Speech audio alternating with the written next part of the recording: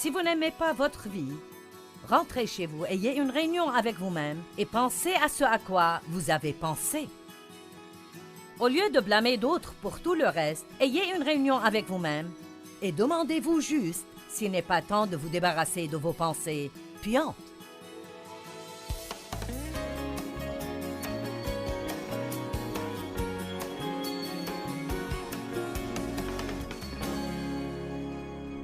Vous savez, c'est une chose d'avoir quelque chose par la foi, c'est une autre de l'avoir grâce à votre expérience.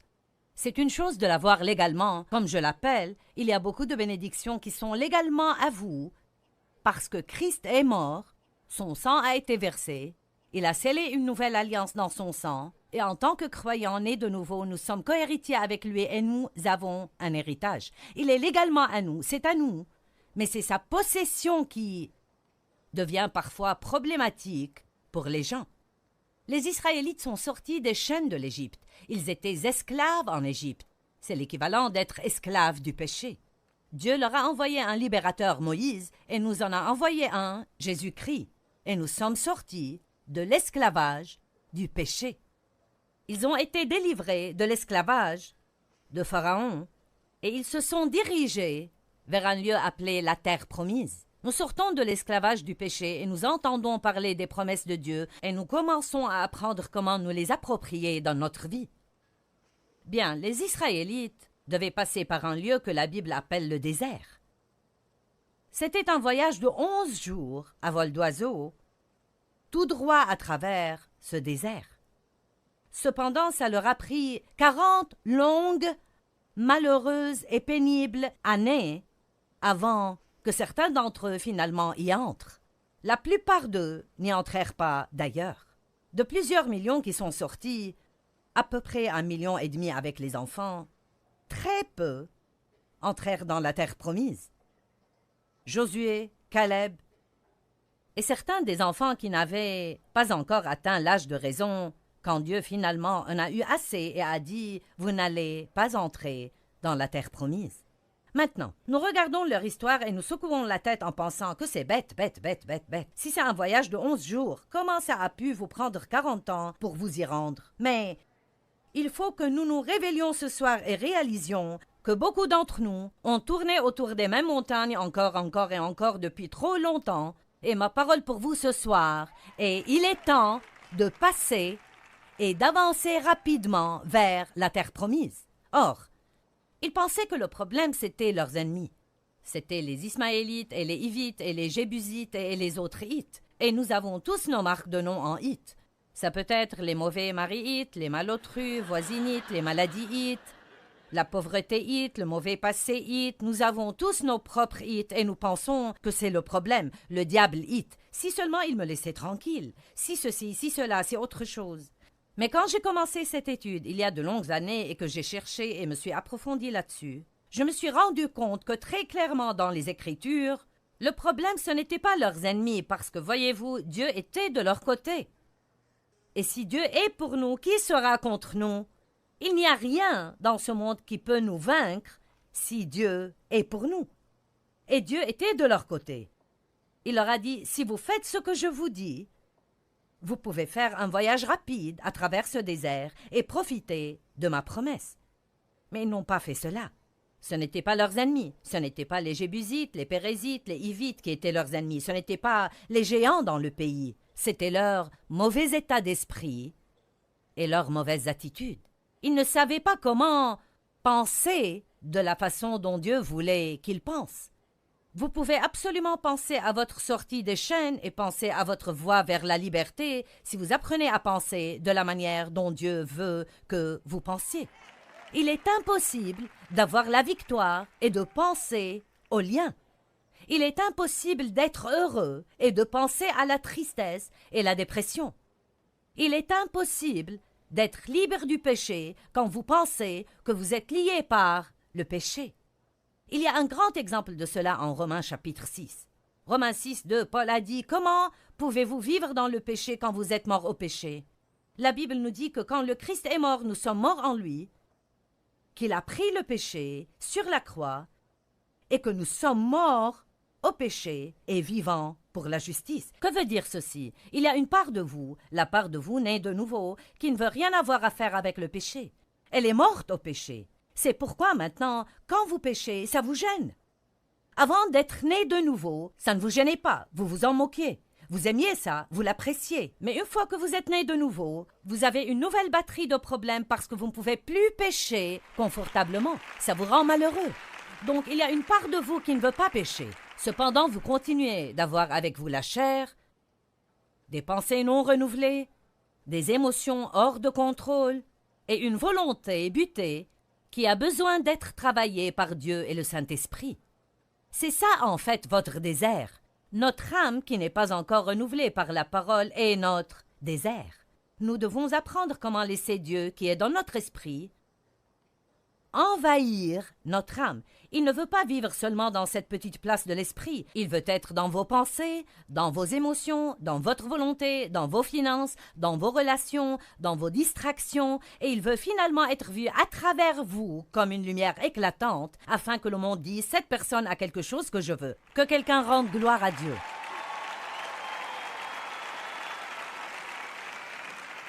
Donc, Romains 6,2 dit « Nous sommes morts au péché ». Puis ensuite, Romains 6,11 dit « De même, vous aussi, considérez que vous êtes morts au péché et vivants pour la justice ». Le verbe « considérer » ici indique un processus de vos pensées. Donc, vous pourriez dire qu'en Romains 6,2, il est dit « Vous êtes morts au péché ». Puis qu'en Romains 6,11, il est dit « Maintenant, pensez que vous êtes morts au péché. Croyez que vous êtes morts au péché. » Donc nous disons « Je suis mort au péché » et chantons des chants disant que nous sommes libres en Christ et pas que nous avons peur du péché. Nous disons que nous sommes dépendants, je ne peux pas surmonter ça, c'est difficile, je ne peux pas me débarrasser de ceci et nous restons prisonniers dans cette zone déserte. Nous devons commencer à penser comme Dieu pense et dire ce que Dieu dit et ça va nous faire prendre le chemin le plus court à travers le désert et commencer à vivre dans les promesses de Dieu. Vous pouvez contrôler vos pensées avec l'aide de Dieu, beaucoup d'aide du Saint-Esprit, en vous appuyant beaucoup sur le Saint-Esprit. Vous pouvez contrôler vos pensées, mais pas tant que vous n'apprenez pas à faire un inventaire de vos pensées. Je peux l'appeler penser à ce à quoi vous êtes en train de penser. Où va la tête? L'homme suit. Si vous n'aimez pas votre vie, rentrez chez vous, ayez une réunion avec vous-même et pensez à ce à quoi vous avez pensé. Au lieu de blâmer d'autres pour tout le reste, ayez une réunion avec vous-même et demandez-vous juste s'il n'est pas temps de vous débarrasser de vos pensées puantes. Amen. Fixez vos pensées et gardez-les fixées sur de bonnes choses.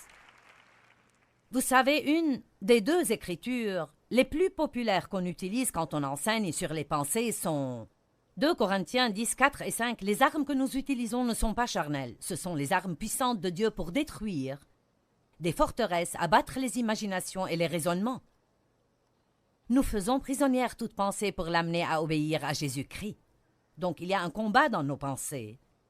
Fausses idées, raisonnements et théories qui ne s'accordent pas avec la parole et la Bible nous donnent la responsabilité de les détecter et de les abattre. Maintenant, ce n'est pas notre responsabilité par nous-mêmes parce que quand vous vous appuyez sur le Saint-Esprit, vous devez dire « Dieu, je te demande de me rendre compte quand je pense de mauvaises pensées. » Juste prier. « Dieu, fais-moi me rendre compte chaque fois que je pense de mauvaises pensées. Ne me laisse pas penser à des choses stupides. Fais-moi me rendre compte quand je pense de mauvaises pensées. » Et donc, quand vous commencez à prier comme ça, vous allez commencer à réaliser « Je ne dois pas penser comme cela. » Je ne devrais pas penser à cela. Ce n'est pas en accord avec la parole. Et ces forteresses dans vos pensées sont abattues quand vous êtes un étudiant assidu de la parole de Dieu, qui est pour une part ce que vous êtes en train de faire ce soir. Je vous applaudis parce que vous avez pris un vendredi soir une partie de la soirée. Le travail de la semaine est fini et vous auriez pu faire toutes sortes de choses. Vous auriez pu sortir et dépenser votre paye pour quelque chose qui ne vous aurait fait aucun bien, ou vous auriez pu aller dans toutes sortes d'endroits, ou vous auriez pu rester à la maison parce que vous êtes fatigué d'avoir travaillé toute la semaine. Mais vous êtes ici, vous êtes venus par milliers, tout ce chemin jusqu'en haut de l'immeuble pour étudier la parole de Dieu et pour le louer. Je vous applaudis. Mais je dois aussi vous dire, je ne veux pas être décourageante, que ça ne suffit pas pour vous faire marcher dans la victoire. Vous devez vous lever et étudier davantage. Ensuite, priez un peu. Ensuite, louez un peu. Allez à l'église le jour suivant. Allez au service du milieu de semaine la semaine suivante. Regardez mon programme TV les 5 jours de la semaine d'après. Téléchargez quelque chose sur votre tablette ou sur votre portable. Étudiez la parole continuellement. La parole. Et bientôt, vous allez penser d'une façon complètement différente. Romains 12:2. Ne vous conformez pas à ce monde-ci, mais soyez transformés, complètement changés par le renouvellement de votre intelligence, pour discerner quelle est la volonté de Dieu, ce qui est bien, qui lui est agréable et parfait. Merci, je vous aime aussi. Jérémie chapitre 4, verset 14 dit « Jusqu'à quand resteras-tu habillé par de mauvaises pensées ?» J'aime ça. Jérémie 4, 14 « Jusqu'à quand resteras-tu habité par de mauvaises pensées ?» Donc, la première chose que j'ai détectée, que je sentais que c'était un problème pour les Israélites, et qui contribuait au fait qu'ils mettaient tant de temps à avoir la victoire, et aussi la raison pour laquelle beaucoup d'entre eux n'ont jamais eu la victoire du tout. Et vous savez, il y a beaucoup de gens qui croient en Jésus et qui iront au ciel, mais ne profiteront jamais de la victoire ici, sur la terre. Le savez-vous? Vous pouvez aller au ciel sans victoire. Vous êtes sauvés par le sang du Christ, mais pour profiter du voyage, la victoire est nécessaire et je pense que pour être un témoin correct pour les autres, il faut la voir fonctionner dans votre vie. Amen. Donc, la première chose que j'ai vue, c'était qu'il n'avait pas une vision positive du futur. Il parlait toujours du passé. Ils pensaient que leur passé dictait leur futur. Et je suis ici pour vous dire que peu importe ce qui vous est arrivé dans le passé, peu importe ce qui se passe dans votre vie maintenant, cela n'a pas le pouvoir de vous empêcher d'avoir un futur extraordinairement génial si vous apprenez à regarder dans l'esprit. La Bible dit, en Isaïe 11, que Jésus ne regardait ni ne décidait des choses qu'il entendait de ses oreilles et voyait de ses yeux. Il voyait avec ses yeux spirituels et écoutait avec ses oreilles spirituelles, et nous avons tous des oreilles sur notre tête et des yeux sur notre visage, mais nous avons aussi des oreilles et des yeux spirituels. Avec nos yeux naturels, nous voyons ce qui se passe et ce qui arrive dans notre vie. Mais avec nos yeux spirituels, nous voyons ce que nous ne pouvons voir avec ces yeux-ci. Nous regardons avec une attitude de foi et nous disons « Dieu dit que je peux avoir un bon futur et je crois que je peux avoir un bon futur. » J'étais récemment dans un Starbucks dans une ville dans l'Utah. Une femme m'a reconnue et a commencé à me parler. Elle a dit « J'ai écrit à votre ministère et vous ai parlé de mes problèmes. » Et ainsi de suite. Elle a commencé à me raconter ses problèmes. Elle a dit « Oui, je vais vous dire. » Elle a dit « Dans ma vie, j'ai été jetée sous le bus. » Je ne lui ai pas dit ceci parce que je ne voulais pas la blesser, mais quand je suis partie, j'ai pensé « Madame, j'ai aussi été jetée sous le bus, mais maintenant je le conduis. » Amen. Bien, elle s'est juste arrêtée à « j'ai été jetée sous le bus ». Et je peux vous dire, elle va être assise quelque part à raconter la même triste histoire à quelqu'un dans 1 an, dans 5 ans, dans 10 ans. Seulement son histoire va être de plus en plus amère et va paraître encore pire parce qu'elle n'avait pas d'espoir de changement dans sa vie. Et j'ai essayé de lui dire, eh bien, Dieu peut changer les choses, vous devez avoir confiance et croire en Dieu. Et tout ce que je recevais comme réponse à chaque fois, c'était un mur ou une quelconque excuse. Son cas était un cas spécial, ce n'était pas comme tous les autres cas, personne n'avait jamais souffert comme elle avait été jetée sous le bus, et elle était allongée sous les 4 roues, et elle n'avait aucune intention de sortir de sous ce bus. Bon, j'ai décidé de conduire ce bus stupide. Et vous pouvez faire la même chose. Mais écoutez-moi bien, ce n'est pas quelque chose que quelqu'un peut décider à votre place. Chaque personne doit décider cela elle-même. J'aimerais que nous regardions un exemple dans Genèse au chapitre 13. Nous voyons ici un homme, Abraham, qui a tout perdu, et cependant il finit avec plus que ce qu'il avait perdu. Dans l'économie de Dieu, vous pouvez perdre jusqu'à la moindre chose que vous avez, et si vous voyez avec les yeux de la foi, vous finissez avec davantage que ce que vous avez laissé. Job avait tout perdu, avait des problèmes terribles, et à la fin, Dieu lui a donné 2 fois plus que ce qu'il avait perdu. Abraham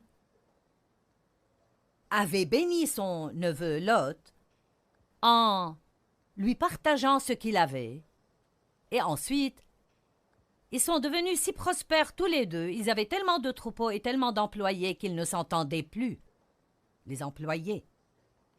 Et donc, Abraham, à l'avoir Lot, prit l'initiative, voulant être un artisan de paix, et il a dit « Je te prie qu'il n'y ait pas de conflit entre nous.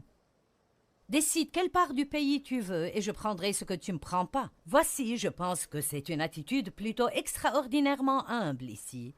Car j'aurais dit « Je vais prendre ce que je veux en premier, et tu prendras le reste, parce que tu n'aurais rien eu si je ne te l'avais donné. » Mais Abraham était évidemment un homme de Dieu, ce qui est probablement la raison pour laquelle Dieu a pu faire alliance avec lui et l'utiliser comme il l'a fait.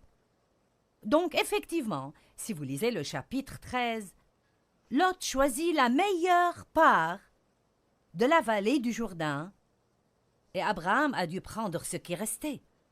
Donc, il n'était pas en très bonne forme. Mais au verset 14, il est dit « Le Seigneur dit à Abraham, après que Lot se fut séparé de lui, lève donc les yeux et du lieu où tu es, regarde au nord, au sud, à l'est et à l'ouest. Oui, tout le pays que tu vois, je te le donne ainsi qu'à ta descendance pour toujours. » Et au verset 17, il est dit « Lève-toi, parcours le pays, en long et en large, car je te le donne. » Donc, il dit 2 choses ici. Les 2 sont importantes. La première, il a dit « Regarde au nord, au sud, à l'est et à l'ouest, et tout ce que tu peux voir, je te le donne. » Bon, de toute évidence, il lui disait de regarder avec ses yeux naturels. Mais je crois que Dieu veut vous dire ce soir, regarde vers le futur. Que vois-tu par la foi pour ta vie? Est-ce que tu peux te voir sans dette? Est-ce que tu peux te voir propriétaire de ta maison? Est-ce que tu peux te voir avec une nouvelle voiture? Est-ce que tu peux te voir dans un meilleur travail? Est-ce que tu peux te voir être une bénédiction pour beaucoup, beaucoup, beaucoup de gens? Est-ce que tu peux te voir vivre et jouir de ton rêve, quel que puisse être ce rêve? Tant que c'est aussi le rêve de Dieu, tu peux vivre ce rêve. Peux-tu le voir? Si tu ne peux pas le voir, tu ne l'auras jamais. Ensuite, il lui a dit, « Et tout ce que tu vois, je te le donne. Maintenant, va et marche dessus. Va, prends-le. » Ça veut dire entreprendre une action. J'avais un rêve. Un rêve donné par Dieu de prêcher l'Évangile. C'était quelque chose que Dieu a fait naître dans mon cœur lorsque j'ai entendu un enseignement sur cassette en 1976. J'étais si étonnée que quelqu'un puisse prendre un passage de l'Évangile de Marc et prêcher dessus pendant presque 1 heure et garder votre attention.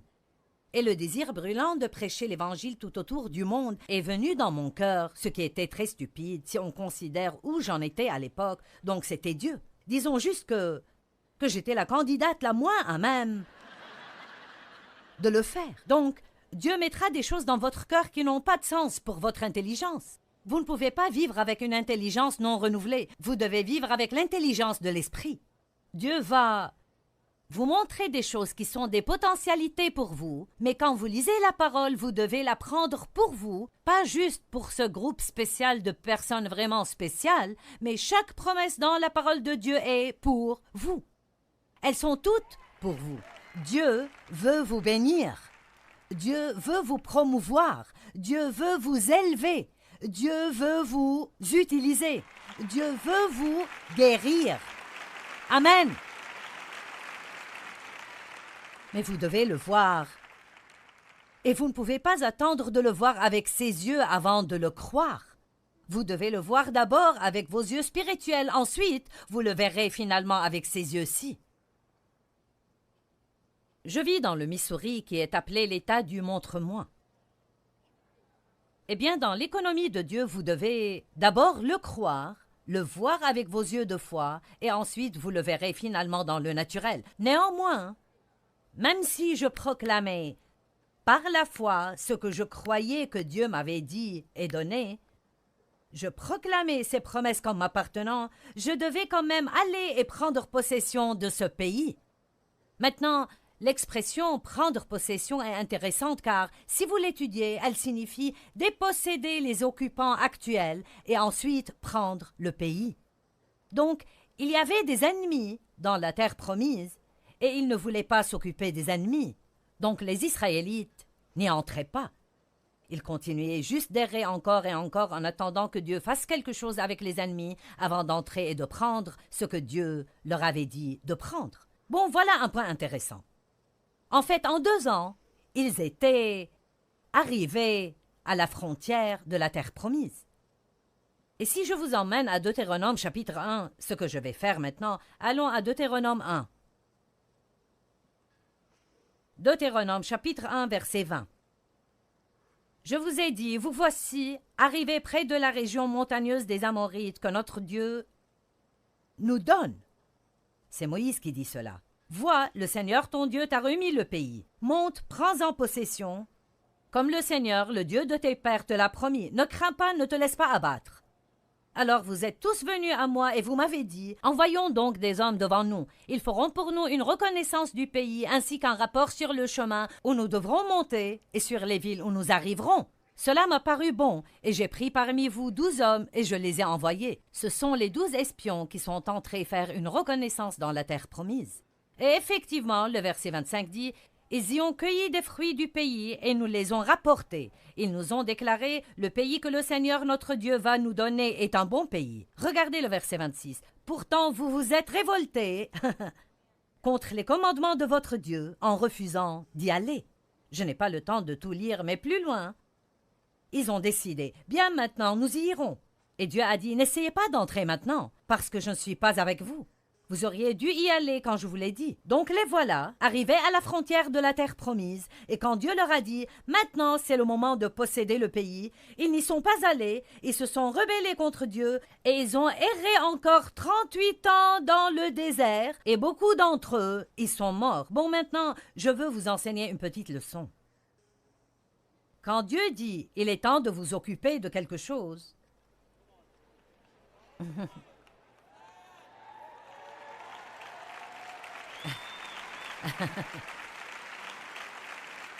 quand Dieu vous dit de vous occuper de quelque chose, il y a une onction pour le faire à ce moment-là.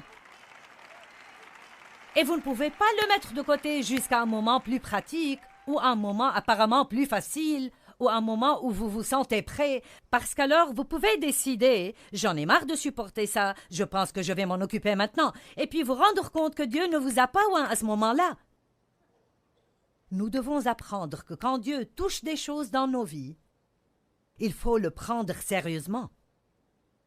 Si Dieu s'occupe d'une mauvaise attitude chez vous, il faut agir. S'il s'occupe de vous concernant le manque de pardon chez vous, agissez en conséquent. Ne donnez pas l'excuse que c'est difficile de pardonner aux gens. Je vais vous dire ce qui est difficile. Haïr les gens, c'est bien plus dur que de pardonner aux gens. Le pardon est facile comparé à la haine et l'amertume et au ressentiment et au fait d'être plein de poison tout le temps. Si Dieu est en train de s'occuper d'une habitude que vous avez et qui est destructrice, si Dieu est en train de mettre son doigt dessus, alors vous ne devez même pas penser que vous ne le pouvez pas, parce que Dieu ne va jamais s'occuper de vous à propos de quelque chose sans vous donner la capacité d'arriver à la victoire. Mais vous devez le croire. J'aimerais vous partager quelque chose qui est arrivé par courrier. Quelqu'un a écrit du Wisconsin et a dit « À l'époque où j'étais en classe de 3e, j'essayais d'échapper aux difficultés de la vie. Les enfants se moquaient de moi parce que j'étais petit. Ma grand-mère m'avait donné ma première boisson alcoolisée à 9 ans et donc je suis devenu alcoolique et ai fini en prison pour 7 mois.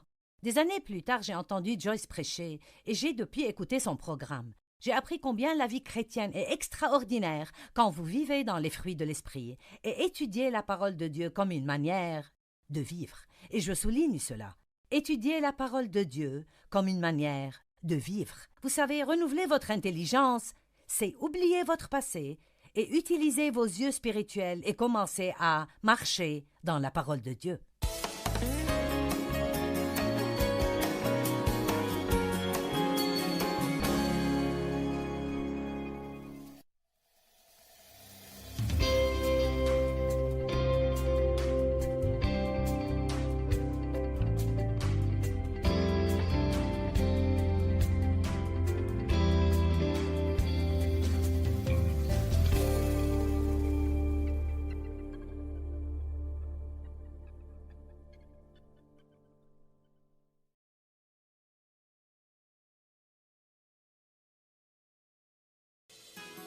Dieu va vous montrer des choses qui sont des potentialités pour vous, mais quand vous lisez la parole, vous devez la prendre pour vous, pas juste pour ce groupe spécial de personnes vraiment spéciales, mais chaque promesse dans la parole de Dieu est pour vous.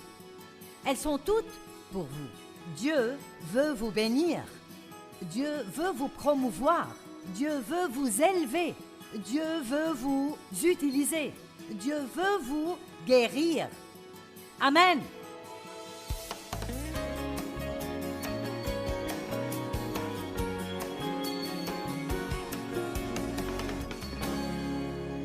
Deutéronome chapitre 1 verset 20. Je vous ai dit, vous voici arrivés près de la région montagneuse des Amorites que notre Dieu nous donne. C'est Moïse qui dit cela. Vois, le Seigneur ton Dieu t'a remis le pays. Monte, prends-en possession.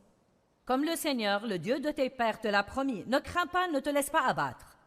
Alors vous êtes tous venus à moi et vous m'avez dit, envoyons donc des hommes devant nous. Ils feront pour nous une reconnaissance du pays ainsi qu'un rapport sur le chemin où nous devrons monter et sur les villes où nous arriverons. Cela m'a paru bon et j'ai pris parmi vous 12 hommes et je les ai envoyés. Ce sont les 12 espions qui sont entrés faire une reconnaissance dans la terre promise. Et effectivement, le verset 25 dit, ils y ont cueilli des fruits du pays et nous les ont rapportés. Ils nous ont déclaré, le pays que le Seigneur notre Dieu va nous donner est un bon pays. Regardez le verset 26. Pourtant, vous vous êtes révoltés contre les commandements de votre Dieu en refusant d'y aller. Je n'ai pas le temps de tout lire, mais plus loin. Ils ont décidé, bien maintenant, nous y irons. Et Dieu a dit, n'essayez pas d'entrer maintenant, parce que je ne suis pas avec vous. Vous auriez dû y aller quand je vous l'ai dit. Donc les voilà, arrivés à la frontière de la terre promise, et quand Dieu leur a dit, maintenant c'est le moment de posséder le pays, ils n'y sont pas allés, ils se sont rebellés contre Dieu, et ils ont erré encore 38 ans dans le désert, et beaucoup d'entre eux, ils sont morts. Bon, maintenant, je veux vous enseigner une petite leçon. Quand Dieu dit, il est temps de vous occuper de quelque chose,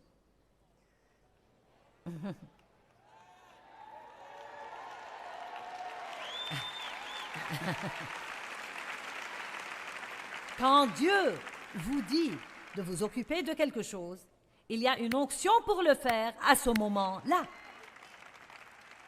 Et vous ne pouvez pas le mettre de côté jusqu'à un moment plus pratique ou un moment apparemment plus facile ou un moment où vous vous sentez prêt, parce qu'alors vous pouvez décider, j'en ai marre de supporter ça, je pense que je vais m'en occuper maintenant, et puis vous rendre compte que Dieu ne vous a pas oint à ce moment-là. Nous devons apprendre que quand Dieu touche des choses dans nos vies, il faut le prendre sérieusement. Si Dieu s'occupe d'une mauvaise attitude chez vous, il faut agir. S'il s'occupe de vous concernant le manque de pardon chez vous, agissez en conséquent. Ne donnez pas l'excuse que c'est difficile de pardonner aux gens. Je vais vous dire ce qui est difficile. Haïr les gens, c'est bien plus dur que de pardonner aux gens. Le pardon est facile comparé à la haine et l'amertume et au ressentiment et au fait d'être plein de poison tout le temps.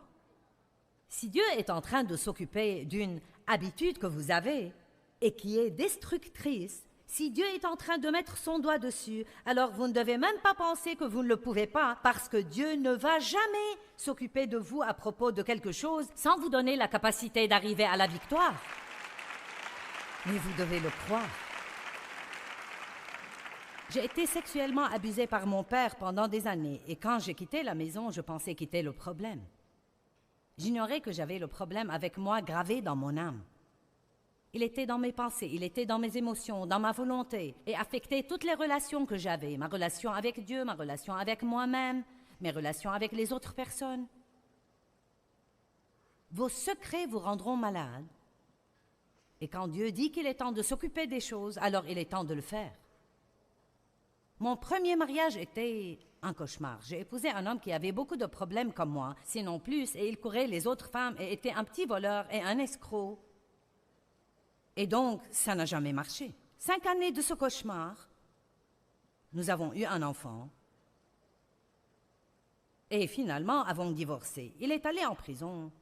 Et j'ai rencontré Dave qui était né de nouveau, un jeune luthérien rempli du Saint-Esprit. Et comme je vous l'ai dit, il voulait une épouse. Il était sorti avec 3 femmes. Il essayait en fait de prendre possession du pays. Il pouvait... Il pouvait le voir avec les yeux de la foi et il sortait pour le prendre. Laissez-moi vous dire. Donc, écoutez, il a su qu'aucune des 3 n'était la bonne et puis il m'a vu en train de laver la voiture de ma mère. Il m'a trouvée mignonne en short, les cheveux remontés sur le sommet de la tête, en train de fumer ma cigarette et boire ma bière ou autre chose. Et... il a dit, tu veux laver ma voiture quand tu auras fini avec celle-là? J'ai dit, si tu veux qu'elle soit lavée, lave-la toi-même. Et il m'a raconté ce qui lui était venu à l'esprit. Cette fille est pour moi. Voilà, ou bien il était complètement fou, ou il était guidé par l'Esprit de Dieu. Nous sommes sortis seulement 5 fois, puis on s'est mariés. Il devait aller vite avant de commencer.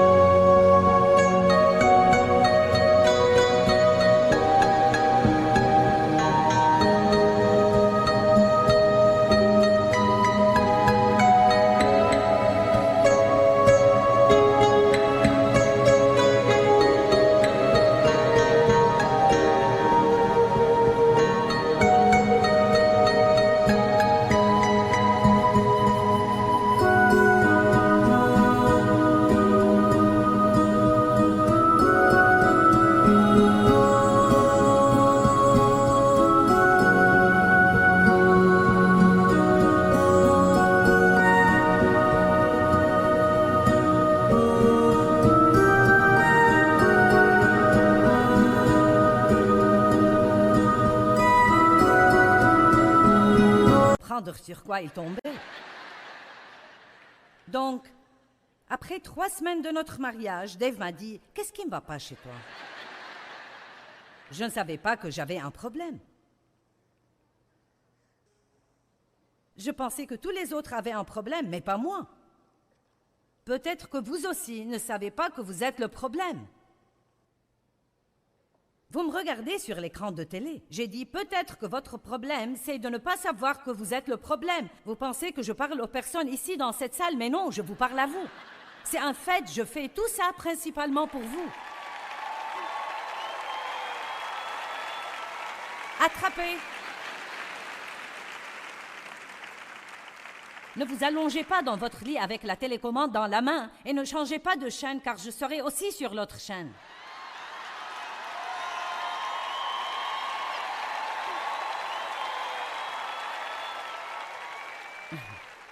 Vous ne pouvez pas filer. Si vous regardez la télé, vous allez me trouver.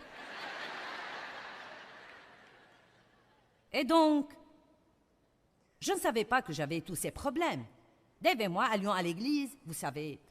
Il aimait Dieu, j'aimais Dieu, je croyais en Jésus, j'étais né de nouveau, mais je ne m'occupais pas de mes problèmes. Donc un soir, Dave et moi sommes allés à un service de l'église et il y avait une femme qui témoignait qu'elle avait été abusée par son père. Son histoire était au fait si semblable à la mienne qu'il s'en était vraiment effrayant. Elle avait géré son problème différemment de moi. Elle était devenue une prostituée et avait eu plein de problèmes. Et puis elle avait rencontré un homme de Dieu et raconté comment Dieu avait fait avec elle et l'avait guérie. Elle avait écrit un livre. Et Dave m'a acheté le livre car il avait su que j'avais été abusée. Je lui ai partagé ce qui m'était arrivé. Et il me l'a donné. Et le matin suivant, j'ai ouvert le livre et j'ai commencé à lire son histoire. Et quand elle expliquait les choses que son père lui avait faites, elle correspondait à ce que mon père m'avait fait, et j'ai senti la douleur venir en rugissant à travers mon âme, parce que j'avais tous ces trucs soigneusement enfermés derrière des portes closes, et je ne m'en occupais pas. Et j'ai jeté le livre à travers la pièce, et j'ai dit, je ne vais pas lire ce livre. Et j'ai entendu le Saint-Esprit dire très délicatement mais fortement, c'est le moment. C'est le moment. Et peut-être que Dieu pourrait vous parler ce soir et il parle à certains qui regardent la télé ou qui écouteront le CD plus tard. C'est le moment. Il est temps d'arrêter de tourner et tourner autour des mêmes montagnes en accusant quelqu'un d'autre pour tous vos problèmes, regardant toujours vers votre passé sans vision positive pour le futur. Laissez-moi vous dire encore une fois que peu importe ce qui vous est arrivé dans votre passé, peu importe ce qui vous arrive maintenant dans votre vie, ça n'a pas le pouvoir de vous empêcher d'avoir une vie géniale si vous décidez d'une vision positive pour votre futur.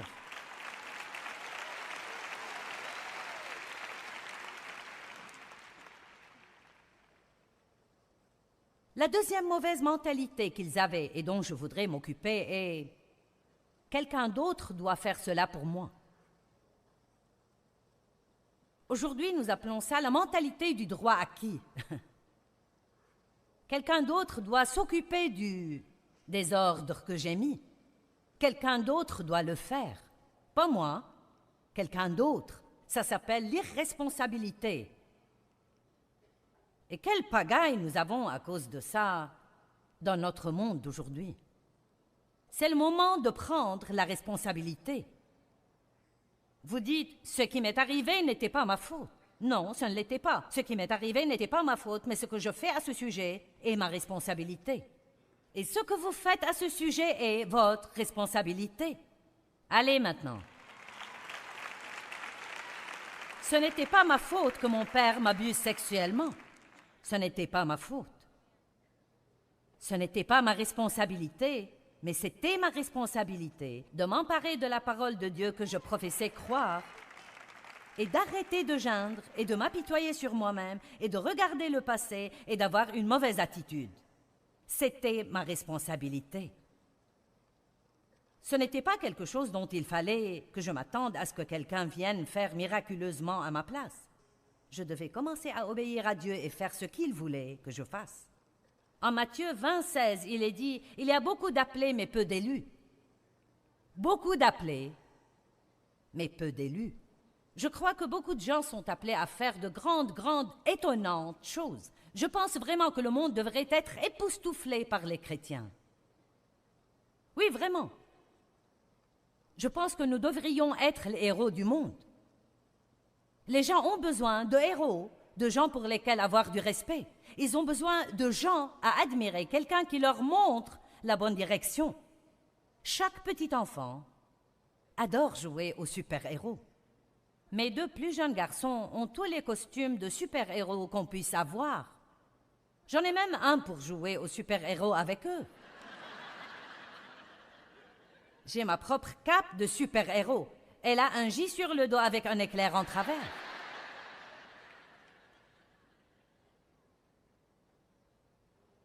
Si nous apportions au monde un exemple de Jésus, il serait encouragé et aurait de l'espérance. Il y a beaucoup d'appelés, mais peu d'élus. Beaucoup sont appelés à faire de grandes choses, mais peu font de grandes choses, parce que peu de gens prendront la responsabilité de l'appel. L'appel n'est pas la fin, c'est là que le travail commence. D'abord vient l'appel, ensuite vient le travail, ensuite vient le sacrifice, ensuite vient de ne jamais abandonner, ensuite vient d'aller jusqu'au bout.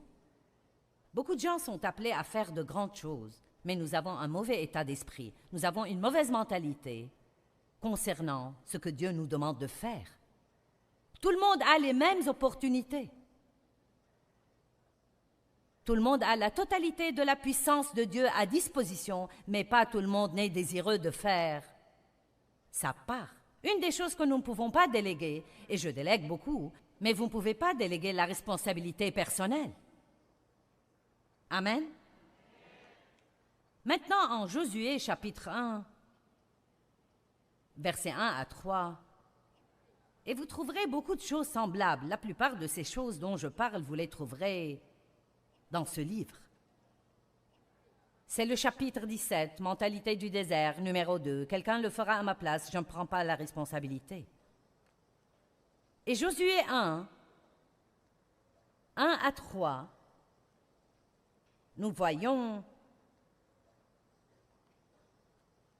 que la Bible dit ceci. Après la mort de Moïse, serviteur du Seigneur, le Seigneur dit à Josué, fils de Nun, qui était aide de Moïse, « Moïse, mon serviteur, est mort. » Bon, c'est un constat très intéressant car si vous savez ce qui s'est passé avant ça, c'était « Pourquoi donc Dieu dirait-il que Moïse est mort ?» Josué savait bien que Moïse était mort. Ils avaient déjà pleuré Moïse pendant 30 jours.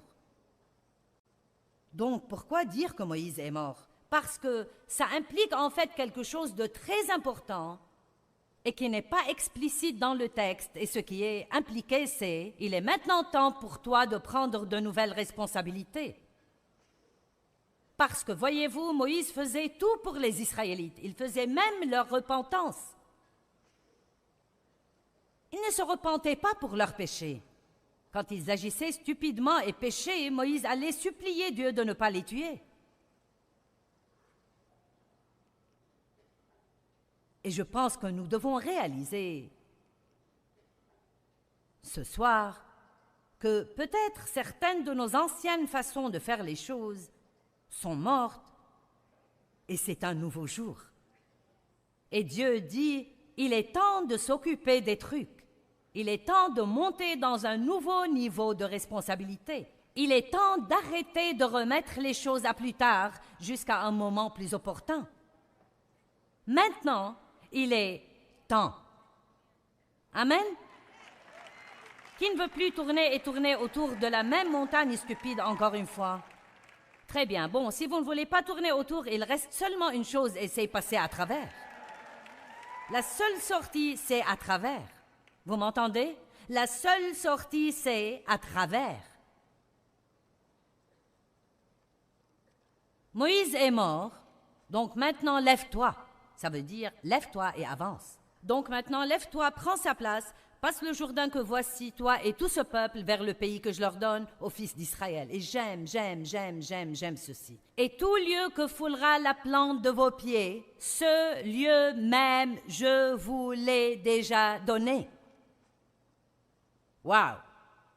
Est-ce que quelqu'un voit ce qui est dit? Il y a tant encore que je vois avec les yeux de la foi devant moi, je le vois pour ma vie, mais je ne peux pas le posséder en restant juste à la frontière de la terre promise, à pleurnicher et me lamenter sur combien c'est difficile. Dieu a déjà payé pour ça avec le sang de son Fils. C'est déjà acheté et payé. Voici, il a dit, lève-toi, prends sa place, passe le Jourdain que voici, toi et tout ce peuple, vers le pays que je leur donne, aux fils d'Israël, et tout lieu que foulera la plante de vos pieds, je vous l'ai déjà donné. Amen. Je ne peux pas juste me tenir ici et dire, bien, quelqu'un d'autre le fera à ma place. Ne puis-je pas juste prier pour cela? Oh là là, nous devons prier. Mais souvent, quand vous priez, Dieu vient et vous montre quelque chose à faire. Oh oh. Je vais répéter. Parfois, quand vous priez, Dieu vient et vous montre quelque chose à faire. Donc, nous prions encore, espérant qu'il choisira quelqu'un d'autre. Eh bien, Dieu, qu'est-il arrivé à ma joie? Je ne sais pas pourquoi je suis si mécontent. Et puis, tout d'un coup, vous vous souvenez que vous avez traité quelqu'un vraiment mal. Et Dieu dit, tu dois t'excuser, tu dois aller t'humilier et lui dire que tu avais tort et corriger cela. Je ne peux pas lui dire que j'avais tort, je ne peux pas m'excuser. Quand vous priez, Dieu vous montre des choses. La Bible dit, regarde la fourmi. Elle n'a pas de chef ni de superviseur. Pourtant, elle travaille dur et fait ce qui est juste. J'aime les gens qui font ce qui est juste sans que personne ne leur fasse faire ce qui est juste. Pouvez-vous vous diriger? Est-ce que vous démarrez seul? Êtes-vous quelqu'un qui fait ce qui est juste quand personne ne regarde? Ou bien ne ferez-vous ce qui est juste que quand quelqu'un vous le fait faire? J'avais un frère comme ça. J'ai dit que j'avais un frère parce qu'il n'est plus avec nous. 10 ans plus jeune que moi, mon seul proche. Très jeune, à cause de toutes les choses que nous vivions, il est entré chez les Marines quand il avait 17 ans, a fait la guerre du Vietnam et est devenu toxicomane. Et n'a jamais été bien dans sa vie. Nous avons essayé de l'aider. Il a même vécu avec Dave et moi de nombreuses années. Et tant que je le faisais se lever...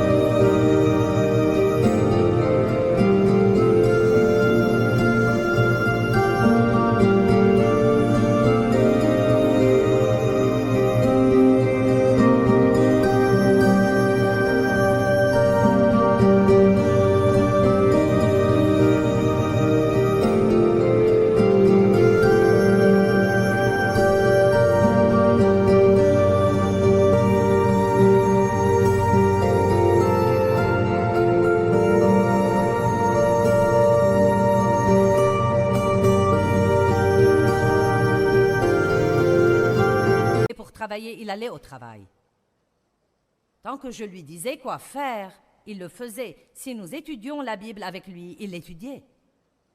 Mais à chaque fois qu'il se retrouvait seul, il ne pouvait se gérer lui-même et il retournait là où il avait été. Et tristement, mon frère, qui aurait pu faire partie de ça, voyager dans le monde, aider les gens tout autour du monde, est mort dans un immeuble abandonné à Los Angeles, il y a à peu près 3 ans, à l'époque de Noël. Peu importe qui est votre famille, le fait que sa sœur soit une évangéliste, une prédicatrice à la télé et aide les gens à travers le monde, ça n'a pas compté pour lui.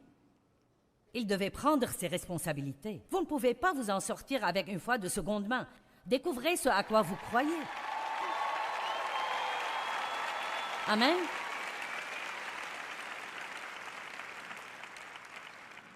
Personne ne le fera à votre place.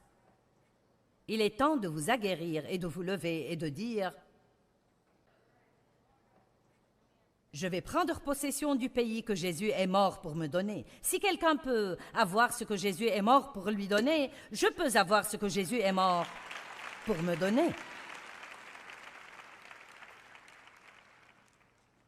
Il y a tant de choses merveilleuses dans la parole de Dieu qui nous enseignent ce que Dieu veut que nous ayons, et vous ne pouvez agir comme si quelqu'un d'autre devait tout faire pour vous. Les gens les plus heureux du monde sont les gens les plus actifs dans le monde. Franchement et sincèrement, je ne sais pas quels sont mes problèmes, je n'ai pas le temps d'y penser. Si je voulais y réfléchir, je pourrais vous en nommer 10 sur le champ, mais je n'ai pas de temps à perdre avec ça. Dieu dit qu'il s'occupera des choses, donc nous prions à leur sujet, nous jetons nos soucis sur lui, restons occupés à aider quelqu'un d'autre, et d'une manière ou d'une autre, ça s'arrange tout seul. Vous savez, une chose qui était extraordinaire pour moi, parfois quand Dieu ne me donne pas d'onction pour résoudre mes problèmes, je veux dire je ne peux pas m'aider. Il n'y a pas une seule chose que je puisse faire pour me sortir d'une situation où je suis. Il met son onction sur moi pour aider quelqu'un d'autre. J'ai tendance à penser que c'est un truc de Dieu. Quand vous ne pouvez pas vous aider vous-même, semez dans la vie des autres, alors Dieu apporte une récolte dans votre vie. La vie est trop difficile. C'est vraiment trop difficile. Trop difficile. Je suis tellement fatiguée d'entendre les gens dire ça. Trop difficile de pardonner. Rends-moi les choses faciles, Seigneur. Je ne peux pas le faire si les choses sont difficiles. Ça ne marche pas. Deutéronome 30, 11. Car ce commandement que je te donne aujourd'hui n'est pas trop difficile pour toi, ni hors de ta portée. Le commandement que je te donne aujourd'hui n'est pas trop dur pour toi. Pouvez-vous dire ce soir, quoi que Dieu me demande de faire, je peux le faire avec son aide.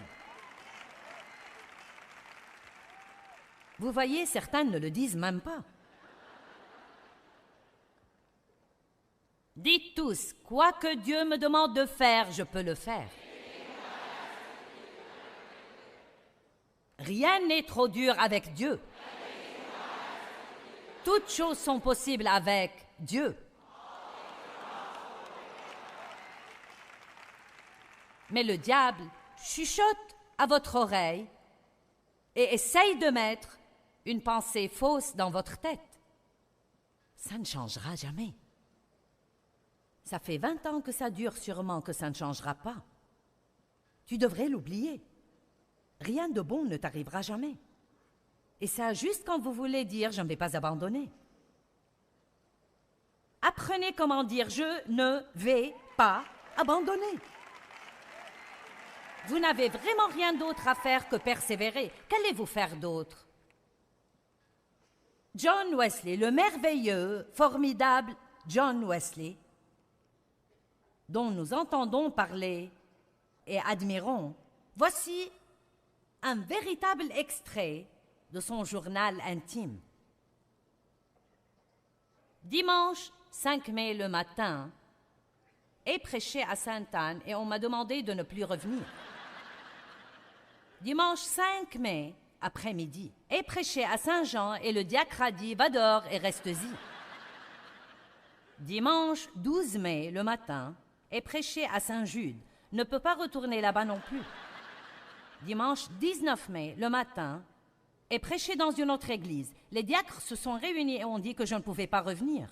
Dimanche 19 mai après-midi, ai prêché dans la rue et été chassé à coups de pied. Dimanche 26 mai, l'après-midi, ai prêché dans un pré et été chassé du pré par un taureau qui avait été lâché pendant le service. Même un taureau était après lui. Dimanche 2 juin le matin, ai prêché en extérieur à la limite de la ville et été chassé de la route. Même jour, dimanche 2 juin, dans l'après-midi, ai prêché dans un grand pâturage. 10 000 personnes sont venues m'écouter. Oui! Pourquoi? Parce qu'il a dit, je vais juste continuer à prêcher. Vous n'allez pas me faire taire. Vous n'allez pas me faire abandonner. Je vous dis, endurez et la Bible parle beaucoup d'endurance, je crois que ça veut dire survivre au diable. J'aimerais vous partager quelque chose qui est arrivé par courrier.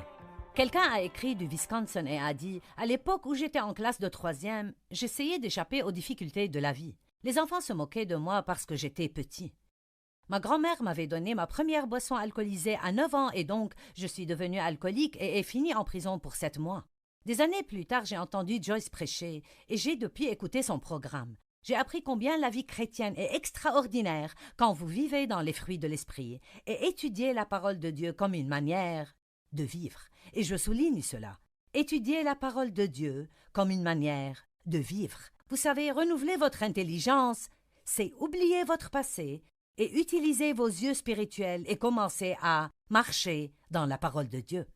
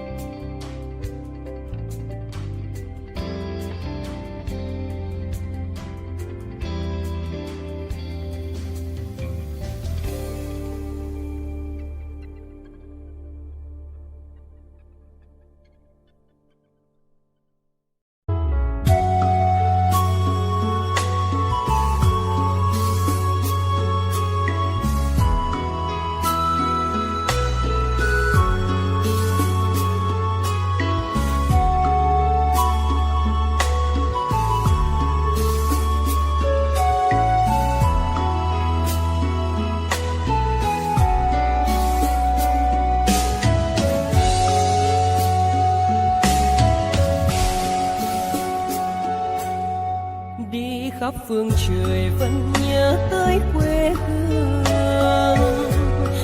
Người về đây thăm làng trù quê mẹ và làng sen quê cha, xúc động bồi hồi người rơi giọt lệ, thương mái nhà tranh thương đất mẹ nghèo.